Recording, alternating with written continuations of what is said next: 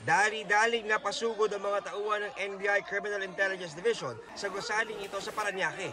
Sa gitna ng pag-aresto sa target na Chinese national, biglang rumesbak ang kasama nitong Chinese.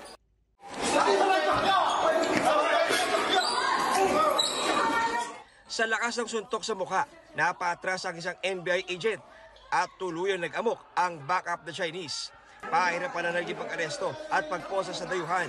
Sa huli, nasukol din ang dalawang dayuhan at nadala sa tanggapan ng NBI.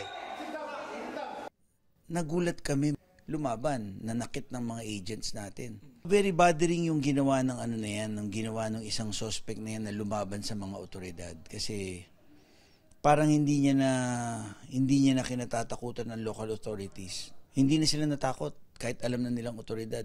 It took at least three men to subdue the said person. Pero kung unarmed, talagang you will practice maximum tolerance din pagdating sa ganyan. Hulihin mo talaga. Kaya nga 3 agents diyan na nasaktan. Ayon sa NBI, inireklamo ng complainant ang mga suspect dahil di umano binibigay ang kanyang pasaporte at pinapatubos pa. Passport na ayaw isole, and the passport will be returned for a fee.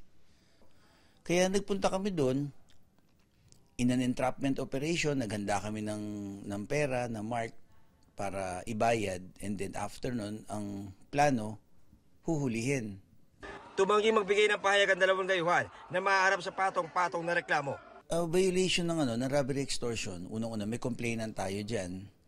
Yung direct assault, incorporated na doon sa lahat. Para sa GMA Integrated News, John Consulta, nakatutok, 24 oras.